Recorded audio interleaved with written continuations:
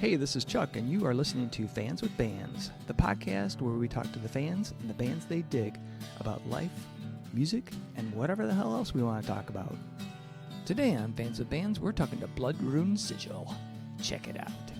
Today's episode is brought to you in part by Fret Rescue. Located in Southeast Michigan, Joe at Fret Rescue has over 17 years of experience as a journeyman luthier. From basic setup to major repairs and restorations, you can put your trust in Fret Rescue. Contact Fret Rescue via email at fretrescue@gmail.com. You can also find them on social media by searching for Fret Rescue, @FERTRESCUE. That's Fret Rescue. Hey, this is Chuck with Fans with Bands, and I'm talking to Dan, Dusty, and Grant from Blood Rune Sigil. How you guys doing? Great. Awesome. Hey, thanks for having us, Chuck. Oh, hell yeah. I had a great time. I was looking back. It was like last year, January, when we talked for the first time, where I got to introduce to your band. And since then, you guys have been going crazy. There's like all these different shows going on, and you got the new album, Never Odd or Even, which I've been checking out, and I got to tell you guys, you've upped your game, as far as like compositions, because it's really awesome. So I definitely want to talk about that. But thank you guys again for being on. Oh yeah, of course. Thanks for having us again. Yeah. So the new album, Never Odd or Even, you mentioned that it's a concept album. So and you had a little blurb on Facebook about sort of like ancient philosophies being part of that. So can you kind of give me what is the concept that you were trying to cover in 13 songs? And I want to ask about that too. Okay, sure. Well, we basically wanted to tell a story. It started with about not long after we talked, or just before we talked to you, we started working on this album about 3 months before then, writing some of the songs. And we developed this Egyptian motif when we were what was then just a jam, but ended up becoming Emerald Truth. Oh, awesome. The song. And we developed this motif with Tim and all of us together just jamming on this thing. And we took that motif and really, really enjoyed it so much that we really wanted to expand upon that. It's this Egyptian styled like motif in there. And it's I don't know, it's a lot of fun, and it's got a vibe to it for sure.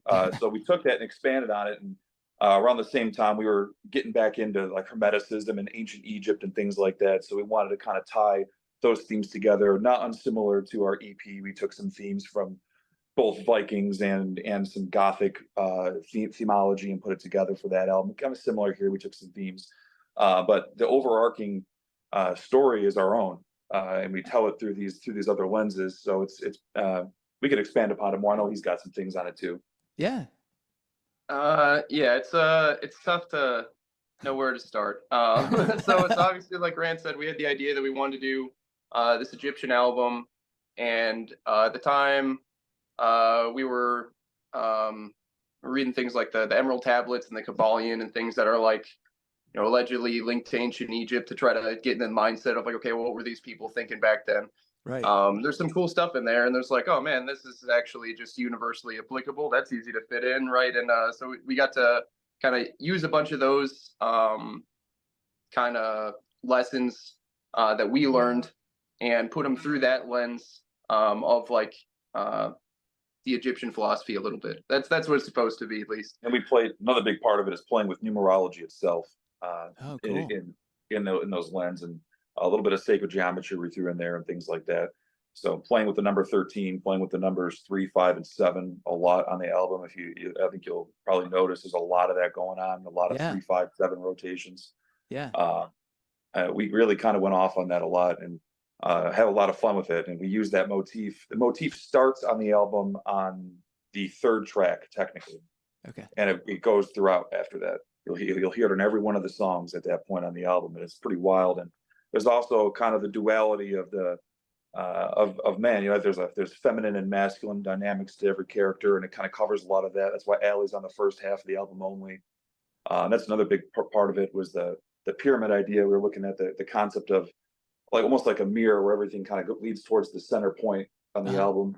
and it builds up and comes back down. That center point being Emerald Truth. Nice, So, nice. So, yeah. so how did you guys get like? How did you develop the interest into those themes? Have you had that like throughout your life, Well, or we've was been it into something the recent? we've been into the occult and things like that for a very long time. Me a little bit longer than Dan, but Dan, as long as we've been in the band together, for sure. Yeah, well, I've always had an interest in philosophy and reading stuff like that. Anyways, it was some topics we could agree on. Sure. Yeah, 100%. And we had fun with it too. Yeah. There's all kinds of conspiracies and all kinds of things that, especially with the art and things we kind of lead into. There's a lot of little Easter eggs, so to speak, on the album cover if you really look hard enough that are kind of fun. There's a lot of Easter eggs throughout the album. If you want to find them, there's a lot of things hidden in there. It's a lot of fun. Yeah. Awesome. So, speaking of the album, because I was looking on Bandcamp, is it physically? Because I couldn't find it out there, and was I just like looking? Okay, around so yeah, for we this? do have physical copies right now. They're only available at the show. Okay. But you can message us and we'll send one to you. Okay. We put up a post about it before. We need to get our Bandcamp straightened out pretty soon, honestly. But yeah, we do have physical copies of the album. Well, yeah, because the reason I was asking because I was thinking of like the Easter eggs and just album art Yeah. in general and the whole thing. You can embed those inside the music, but you can also have them like the visuals, like you were talking about. Yeah. And it's cool. fun. Do you Had have a lot any? of fun putting the art together. Yeah. So, when you were thinking of that, were there any other like albums that had been in your past that you thought like this kind of ties into that, or 100%. I want to The do my first- own riff on that? The first one that comes to mind is Lateralis album by Yeah. Tool is the very first one that comes to mind. Yeah, at least in my head, I wasn't shooting for anything. But then listening to some of it was like, all right, listen to Lateralis, a month before we released the album, and I was like, oh man, this actually Very there's some similar. cool parallels in there. Yeah. Yeah, it is. Well, I was gonna ask you like, as far as like the songwriting for this album, that like you said, there you have Allie in there, you have the male in persona, but there's I mean, obviously, I shouldn't say obviously. She's not in the band, so how does No, that so she translate actually, live? well, she's played several shows with us. She played with Okay. us for a little over, not every show, but she played quite a few shows with us over the period of about a year and a half. Yeah. So on what'd you say, Dusty? I was saying she's a repeat featuring artist for us. Yeah. So she didn't write any of the music on the album. She helped. Like Dan wrote most of the lyrics to the song she sang, except for she helped on Mad Alchemy, the song Mad Alchemy, a little bit, writing lyrics. But apart from that, we wrote most of the parts and we kind of had ideas that we bounced off her that she was game to come in and lay down in the studio. Nice. And she did a great job. It was a lot of fun. Oh, There's yeah. a fun story. It's a really fun story about it too. Dan, we have a couple between every song. There's an interlude. Was another thing that's really cool about the album. We had a lot of fun putting together. And on one of them, the song starts with birds squawking, and they're not birds. It's Allie. And What? Dan got her in the studio one day, and he was like, "All right, I need you to make bird noise." But even that, she did great at it. I mean, everything really, truly did a great job. Yeah, if I can indulge about those Yeah. tracks a little bit, those are not only do I like tracks like that, like Pink Floyd and Tool and some other bands put For out, sure. but they're so much fun to put together. The way that we did these ones for the most part was the people, like everyone performing didn't know what it was going to sound like at all as a whole. No one got to hear each other's parts. And I took two of them and Grant took two of them, just coaching people through like scenes that we had in our head. And that's always a lot of fun because just turn to someone like, all right, sound like a machine that's breaking. Right. And then my favorite thing is always the look back after I asked them to do this ridiculous thing. And they're like, what? And I'm like, like something like this or something. And they're like, and then they just do it perfectly or something way better than I had imagined. Right. But yeah, that was a lot of fun. And there was another track on there too that we all kind of did together. So like you said, we each took two of the noise tracks, and there's another one on there that's we all kind of contributed on putting together and for that's the Mirage. Oh, Yeah. yeah, that's pretty Yeah, cool. yeah. Yeah. So, which is just heavily featuring the motif of the album at that point.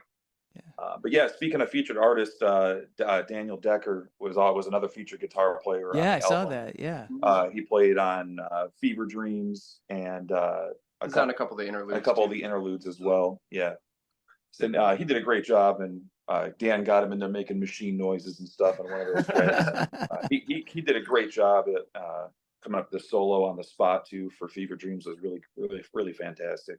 Right. So I want to shout out to him too and his band today at the station. They're cooking up some new things now too, which is cool. Mhm. Yeah, very cool.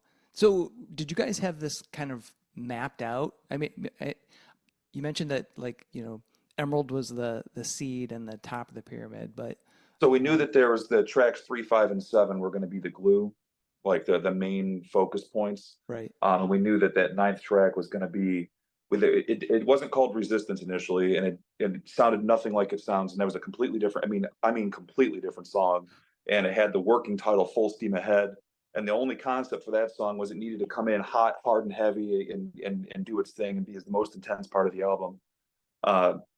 And it changed. We had a plan the whole time, 100%. We knew we expanded upon it. It was going to be 11 tracks, and that was before winter. And we decided to expand on it a little bit more, and we split some of the things up and redid some ideas. We scrapped the Full Steam Ahead thing entirely, and Resistance is one of people's favorite tracks in the album. And Dude, that song is awesome. That's really cool. It's a really unique song that Tristan and Alexander mostly wrote. They wrote most of the music to that song. Me and Dan put together the lyrics. Dan wrote most of the lyrics. Actually, Dan wrote the lyrics to that song. I gave him like a story, a concept. Yeah. He gave me an impossible concept to somehow put lyrics to. But he did. He knocks it out of the park. So I gave him a story and a character arc and things, and he put it together, and yeah, it slams. So shout out to both Tristan and Alexander. They wrote some killer riffs. Tristan wrote the opening riff or the chorus riff, and Alexander wrote the verse riffs. And they went together beautifully. We did it in our living room, and like 2 hours. We're all sitting together with a dry erase board and put it together. Oh man. But well, it really dovetails because I was going to say, like, the two favorite tracks are Emerald Truth and Resistance, but they really dovetail in well together. Yeah, they're kind of connected. Emerald Truth ends. It goes into that Rectify, which is that drum solo-esque track, and that goes right into Resistance. Yeah. They kind of meld. Yeah. It's intentional. Awesome. That's awesome. It's a lot of fun. Tristan sings on that song too. He sings it's like we took like a ZZ Top kind of approach where I do the first word in each line and he follows up with the rest of the line, and it sounds really fun. It's something unique we haven't done. So, we've kind of touched on some of the points of the songwriting, but how do you feel that how this album has changed from the prior, the EP in terms of your songwriting approach?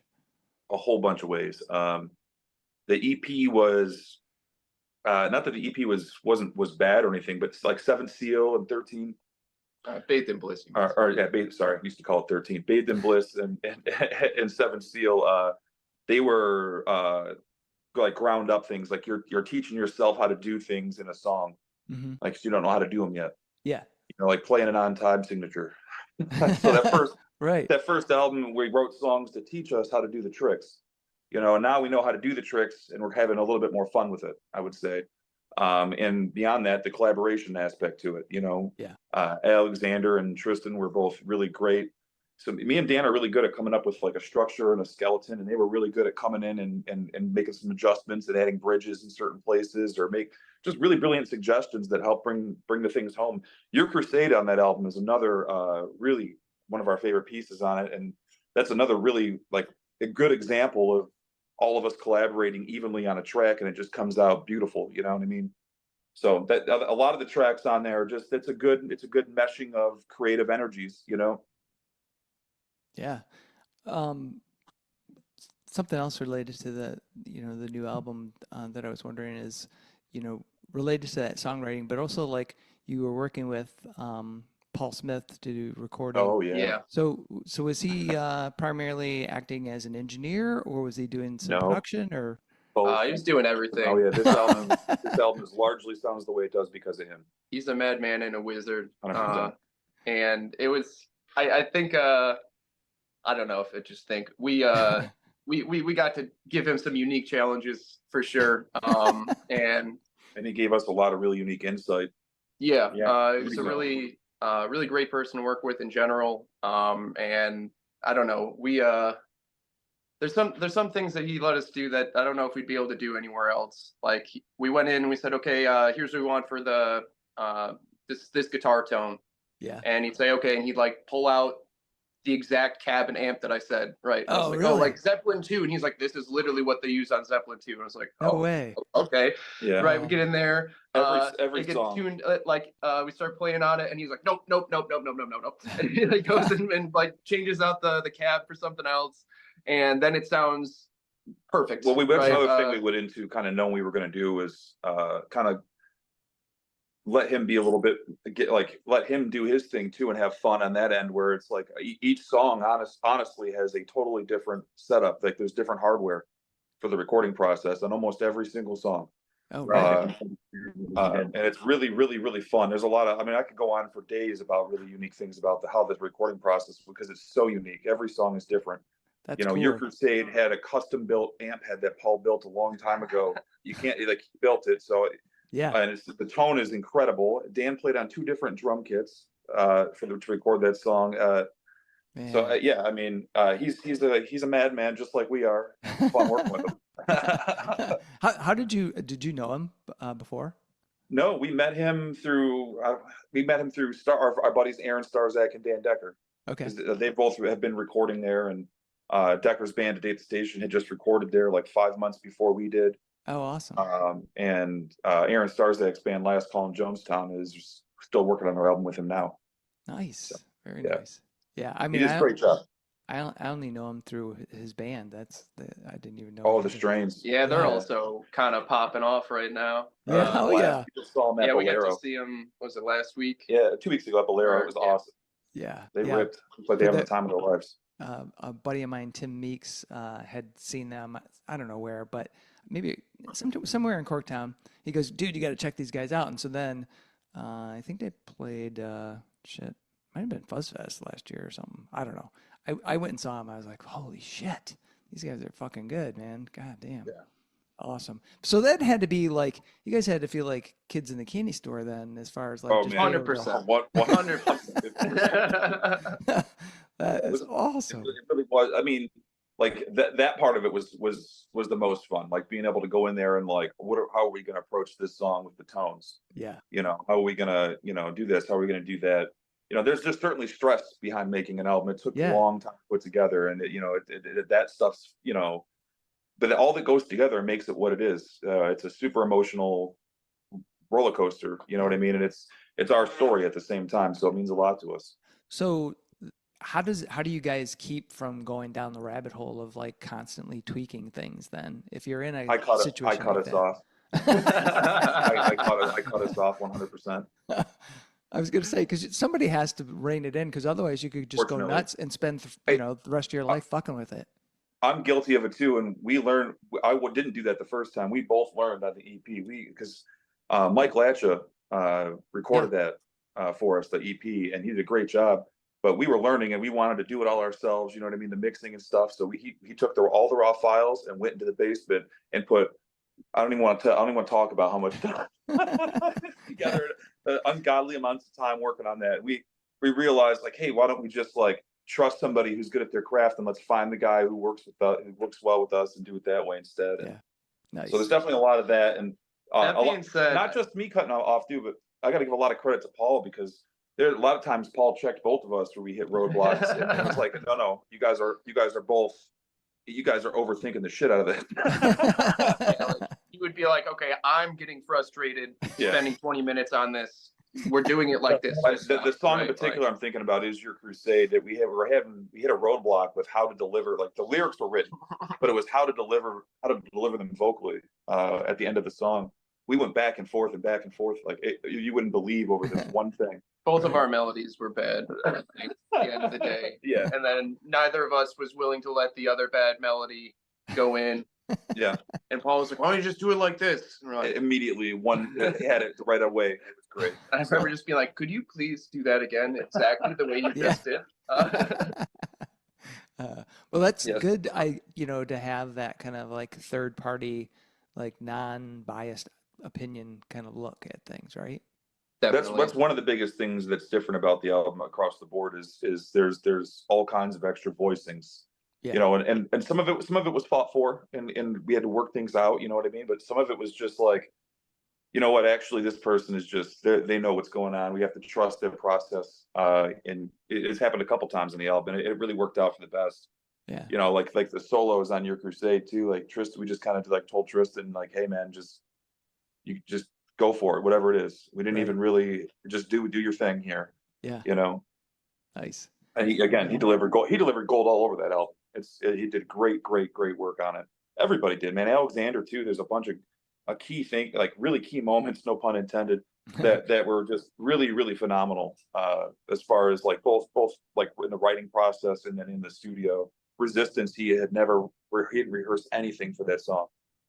We were already in the studio and we were like, man, we're kind of behind on recording. Can I convince you to just take a crack at this? It's like I'm pretty sure it's like his first or second take raw without preparing, and it sounds awesome. And Paul was like, God damn, we're keeping that. I don't care. And it sounded wicked. He did a great job. So that's fantastic. Awesome. Hey, we have a fan, Fuzzy Miller. Oh, hey, heck Fuzzy. yeah. What's up, man? Fuzzy, are you there? I see you were open and now you're showing as muted. Yeah, sorry, I'm at work, so I can't really talk too much. So, All how's it going, guys? Well, thanks for tuning in, man. All right, cool. Well, thanks for joining, Fuzzy. Absolutely. So I was going to ask you, like, when you were talking about the contributions and the collaborations, I have to, and then just all the things that had changed in the songwriting makes me think that you definitely, and you mentioned that you guys are like very much into trying to learn these things and be, expand your knowledge. So was there any like big takeaways when you were working on this album that you said, oh man, this is something I really wanted to understand it and now I know it better? Oh, dude, honestly, got a whole bunch. EQing toms. Awesome. Yeah. That was something I did not have at all figured out. And I remember just going in, be like, how do these sound so good? Just be like, wait, can I just watch you twist the knobs? Right? Like, can I just but yeah, actually working with Paul, like the list is I could probably go on and on about the things I could take away from working on this album. But beyond that, no, in the writing process, the give and take is something that's learned through like working at it. You know what I mean? Through like begrudgingly now, like you want to protect your pieces of your emotion. You know what I mean? Your creation. So working with other people and getting to those sweet spots, and getting to them better is always a learning process that I can appreciate and always take away something great from.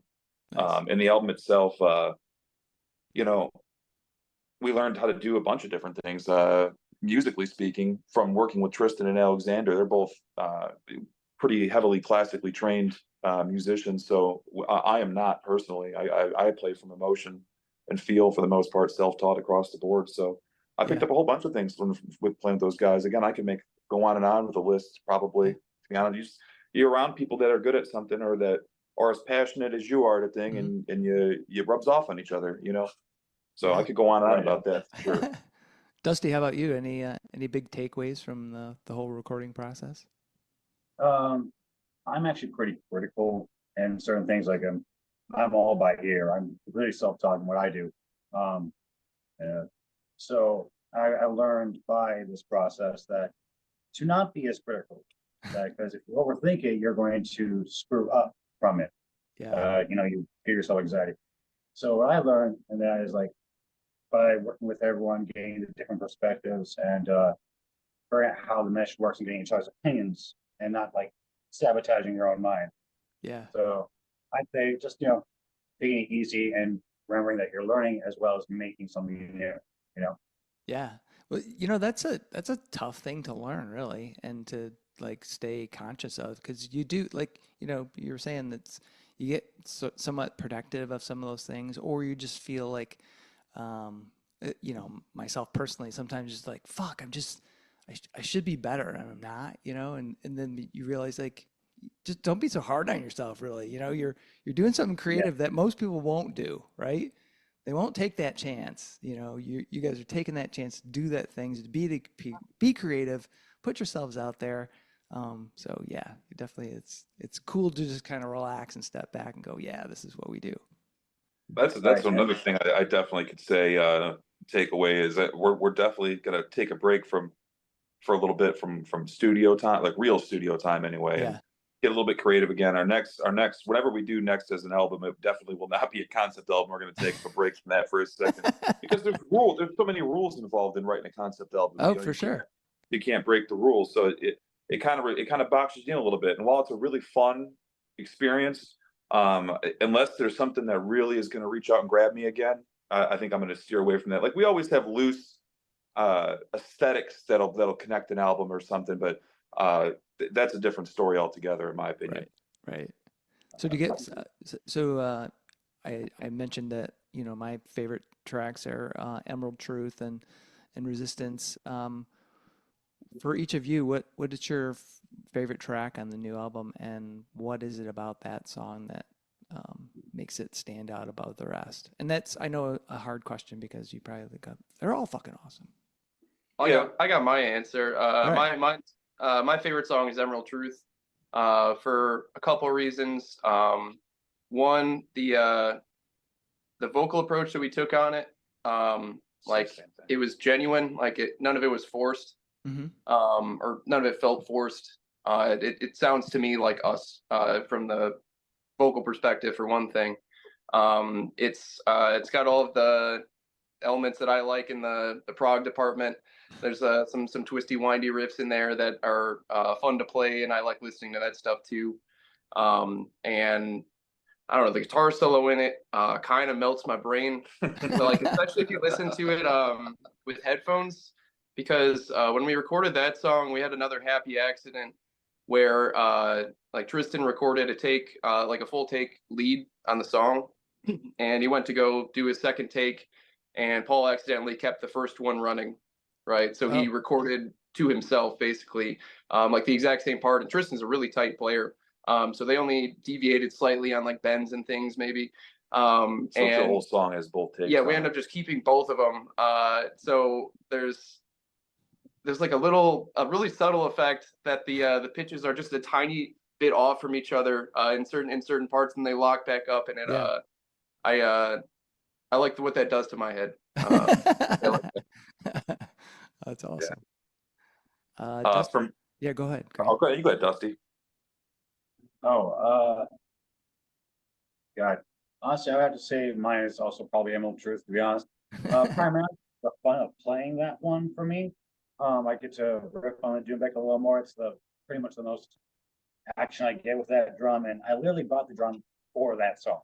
So and the whole like Egyptian motif throughout, like the guitars shred so wonderfully. I like how the entire rhythm progresses.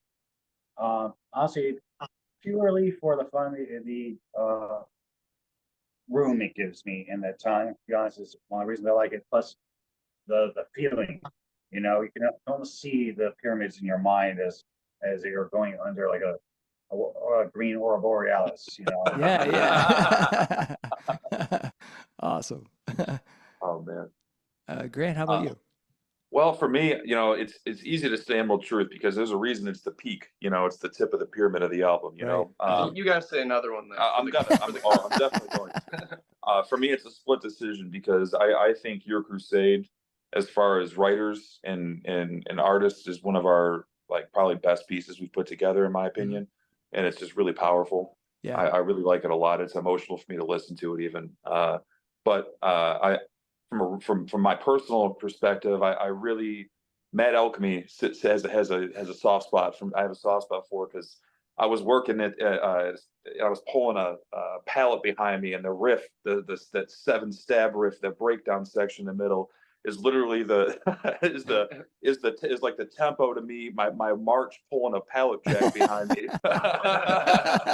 And there's like really Awesome. really fun things like that in the writing process of that song, and it's another powerful thing. And it's fun hearing Dan bounce back with Allie, and yeah. But I do love performing Emerald Truth.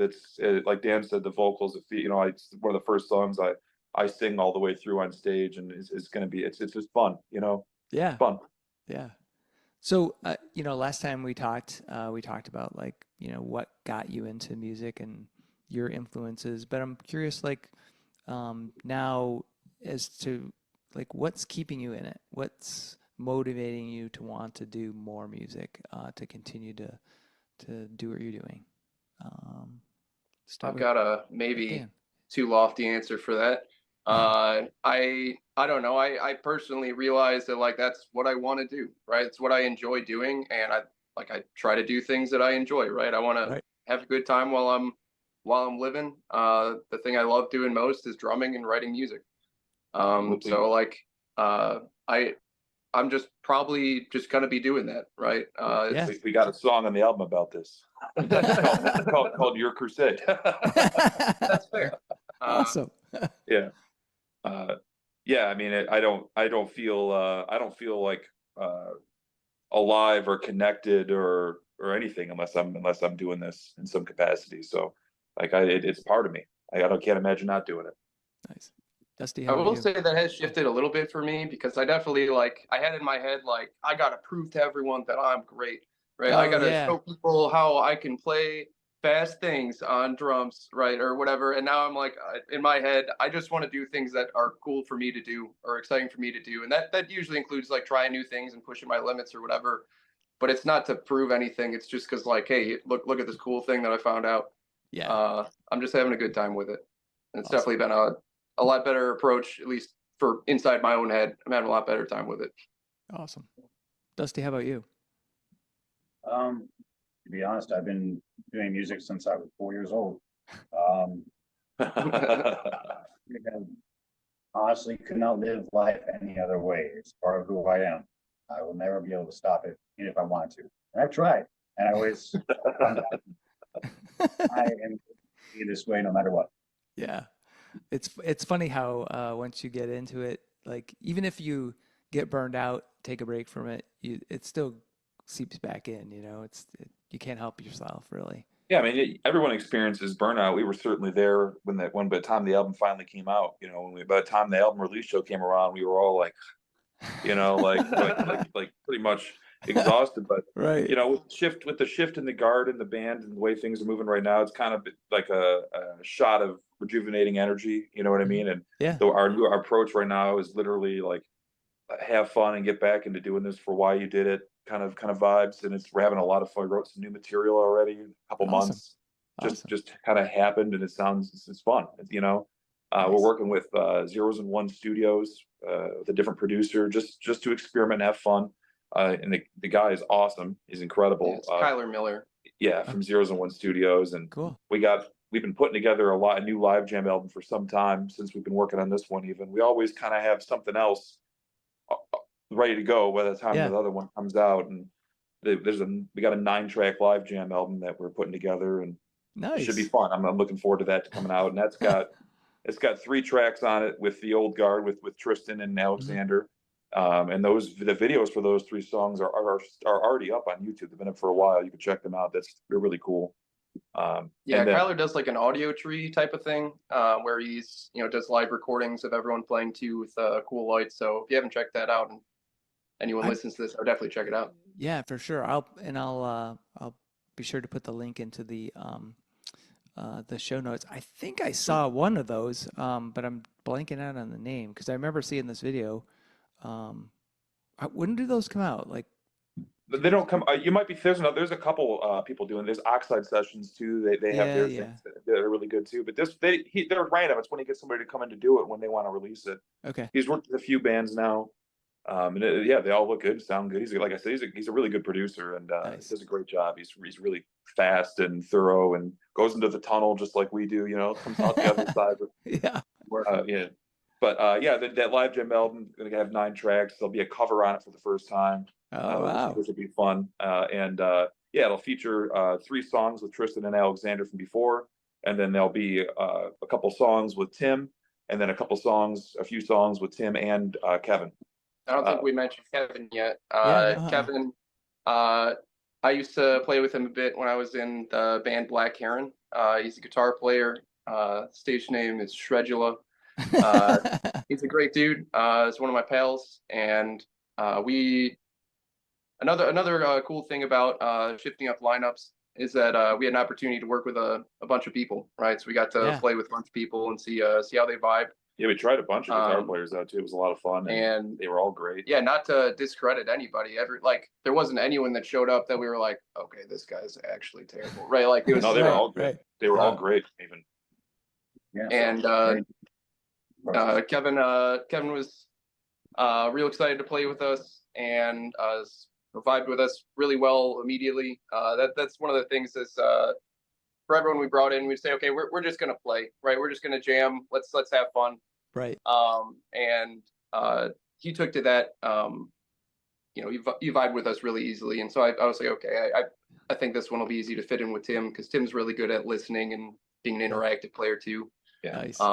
Having the two of them together has been a lot of fun. Yeah, we got to rework some of our older songs and add second guitar lines to them, and cool.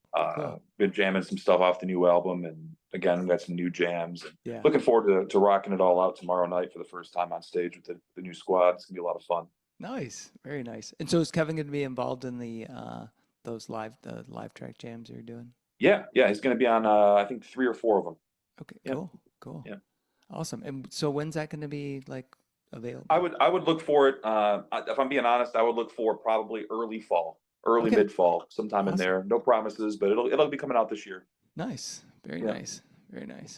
So I know we've talked before about like first albums and that kind of stuff, but sort of in that vein a little bit, if you were going to try to describe your band to somebody using 3 albums that people would be familiar with, what would those albums be? Good Lord. Who wants to go first? Probably one of the Tool albums. Trying to think. There's a bunch of Mastodon elements in this one, so there might be. I was gonna say definitely. There's Mastodon elements in Emerald Truth for sure. Yeah, 100%. Yeah, I would say probably Mastodon. Some Mastodon. Seeing an album is so specific too. I definitely the Lateralis album by Tool is heavily, like, I would say that's probably a good album to take for sure. It's weird too because the albums have such different vibes because of the voicings on them. The early stuff is very Sabbath friendly sounding, and in the second album is got more Rush sounding elements even to it and things like that. So man, I don't know. if I had to pick the worst place to start, if you picked I don't know, I'm not a deep enough Rush fan to pick out the right album, but there's probably one of those, probably Mastodon album, Lateralis. So I'll throw out one that I was thinking of when I was listening to your album, is that the new album is like a heavy Kansas. Dude, that's actually funny. I think we listened to a lot of Kansas, and that was a target band for sounds when we were working on the album. That makes sense. Yeah, Left Overture. I was like, there's elements here that it's not dead on at all, but there's pieces that feel like it. That's Alexander 100% for you, without question. I mean, we talked about those things though with him when we were working on stuff, like because he was, experimenting too. I think this is the first band he was in with keys, right? Yeah, I mean, he did solos. He did solo shows where he played guitar and keys together and stuff. Yeah. But it's his first project, like being in a band and adding those elements. And it's not easy. You know what I mean? Especially when the frequency range on a synth is insane, and trying to find the balance for that in a live show, especially, is insanely hard.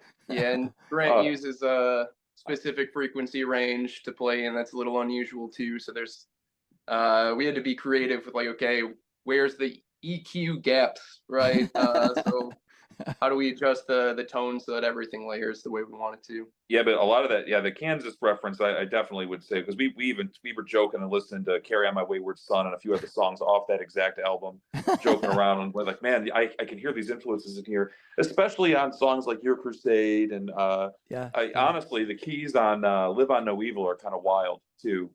Yeah. That's a fun song. Yeah, "Live on No Evil" I've got a soft spot for because I think it's like the most unique song is what I would say on the album. I think it's like the most us of any of them. It's pretty wonky, in a good way, in like our way. Like all the time signatures are sideways. It's like a bunch of spirals. Like the song itself is like a shape. So it's like a shape. I had a lot of fun working on that one too. Awesome. So this podcast will come out on August 7th. So we got a little time. But what's any shows or anything, past in August or other events you want to share? After that we have after August 7th, August 16th, we're playing Old Miami with Queen Jane, New Relatives. I can't remember the fourth band. There's another band too. I have to look it up. Cool. And Fuzz Fest, which was just announced. I know. We're playing I saw that. I finally get to see you guys. Yeah, we're pumped about that for sure. Yeah, Thursday night. Hell yes. We're excited. We're very, very excited about that. We got some fun tricks in our bag for that show too. It's much better than playing Saturday night, and I'll tell you why. Because for us diehards, there's a few people that will go every day, and by Saturday night, you're like, "Fuck, is this gonna be over soon?" I mean, I hate all 3 days have great lineups, man. They just stacked event. Yeah. It's but when it's like 12, 1 o'clock in the morning, and you're like, "Fuck, I've been up for hours and hours." You're like, all right, but that's me. I'm old. So. Yeah. I'm sure it'll be fun. Oh yeah. We're excited. We're playing Parts and Labor September 14th.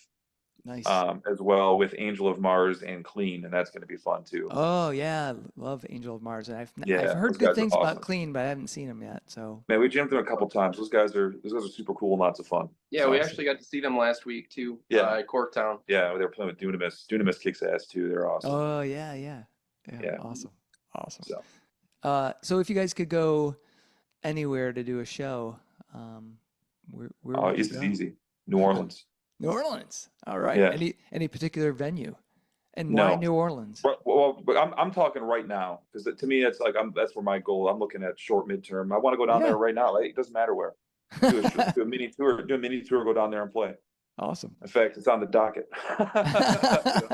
Excellent. If I could pick anywhere, I would pick in front of the Sphinx or Brazil. Yeah, no, that's actually a heavy influence too. Is that Grateful Dead show in Egypt? Oh, 1978. The Pompeii show? No, the Egypt one in Cairo. In Cairo. Oh yeah. Yeah. 1978. That exact performance though is a huge influence, especially to this album. Oh, awesome. So. Awesome. Yeah, weird, and I mean the album doesn't sound anything like Grateful Dead. It was just an inspiration, We're like Grateful Dead, except for any of the way anything sounds. Oh man, no, you might have to unpack that one for me sometime. Fuck, how can those two things be similar? But Rusty, how about you? Where would you like to play? I think it's been done by a lot of European bands, but I think it'd be fun to either play Easter Island or Stonehenge. Oh yeah, very cool. Very cool. Yeah. Or that pyramid in I think it's New Mexico, Taos Mountain. No, back Taos Mountain. Nice. Yeah, that would be cool. It would be doable. That's a very dusty answer. Yeah, I think your answer is the outlier, and that yours doesn't involve a pyramid. I need to get back to New Orleans, man. I don't know what to say. Maybe they just need a pyramid in New Orleans, dude. Right. Well, they do have the above ground cemeteries, so that might be something. Yeah. So I was gonna ask you, like, related to shows, any kind of rituals that you have to do, things that you have to prepare to do to play live? Do you mean like the day of the show?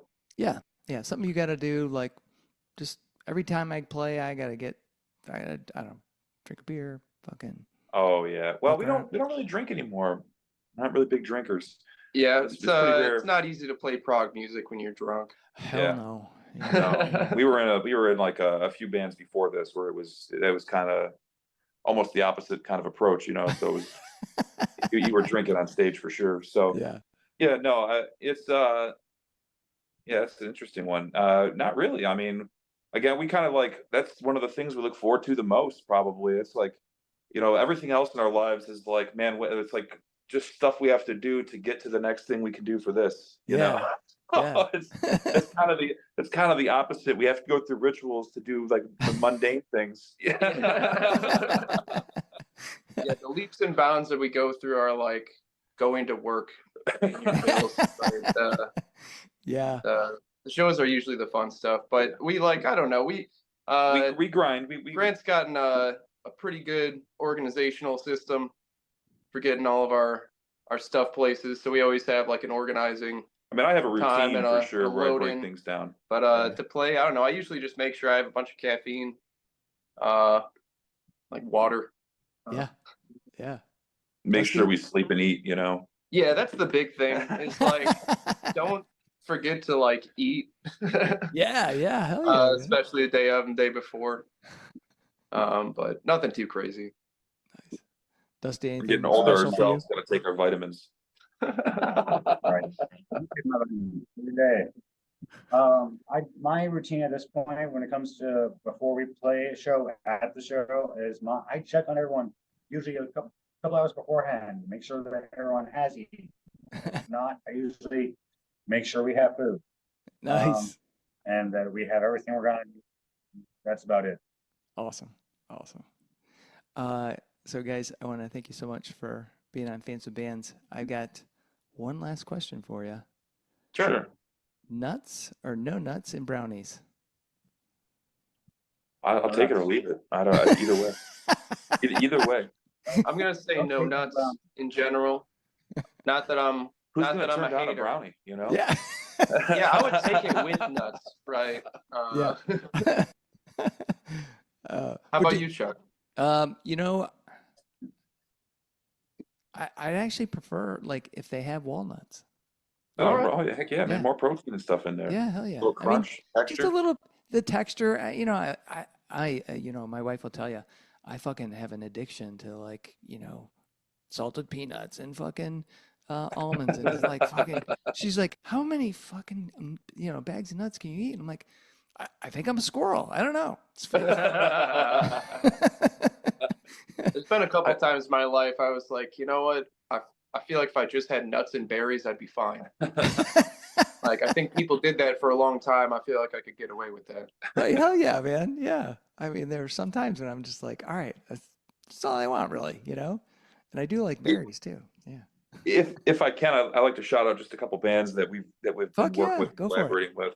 I want to shout out Forge of the Sun, obviously, Tristan and Allie, Allie's other project, Sharp Lives, Tim's side project, Lily Bones. What else is there? What am I missing? Dan Decker's other band, Today at the Station again. Like Dunamis, Clean. Anybody else? I'm real bad with proper nouns. Anyway, just support local music. Yeah, That's hell at the yeah. end of the day, really. Yeah, for sure, man. I mean, that's what it's all about, really, is like, you know, as you guys mentioned, you know, you're doing what you love, and supporting other people and being uplifting to those folks. So I think it's really cool that you were shouting out those bands because it's a team event, really, right? If we're all doing the same Absolutely, yeah. things, you know, we're all trying to do things that are hopefully positive, hopefully uplifting for the scenes we care about and the things we care about, right? So Yeah.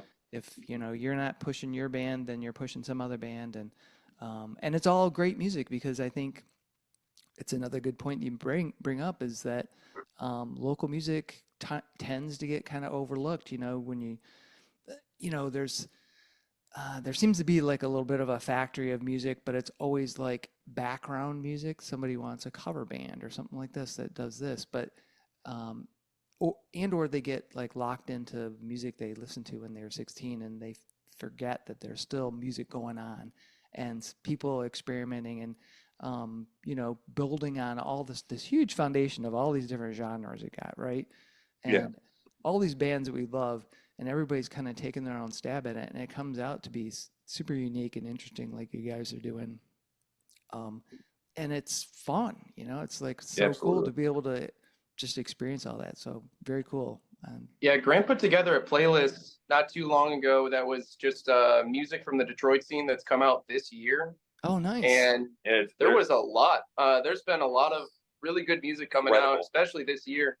So there's definitely a lot of people that care that are going gung ho, and it's great to be a part of it. I've seen you listening to the albums too, Chuck. The Temple of the Fuzz Witch album that came out. Oh yeah, I love that. There's just so many good bangers that came out. The Glass Chimera album, the Lucid album that came out, that Tim's other band's album. It's all good. It's all great. Yeah, it's ridiculous. And I I love it when there's some vinyl in the mix, because then you're like, oh, it's so good. I mean, I love digital stuff's fine, and it's probably how I listen to most of the music, because I'm either going on a walk or in the car or whatever. You can't spin vinyl there. But when I'm working here and I'm doing some writing and stuff, it's so great to be able to grab an album and, I've got some favorites, but then you got some local stuff, you can throw in some Lucid Furs and shit or whatever. Oh yeah, heck yeah. Speaking of that, do you know the band Sonic Smut? Yes, I just talked to those guys. That's another one, dude. Another great album. They have a vinyl out. I think that's what made me think of that. But I bought the digital version. I am trying to remember if I ordered that one. It's kind of funny because again, my wife will go, "What that?"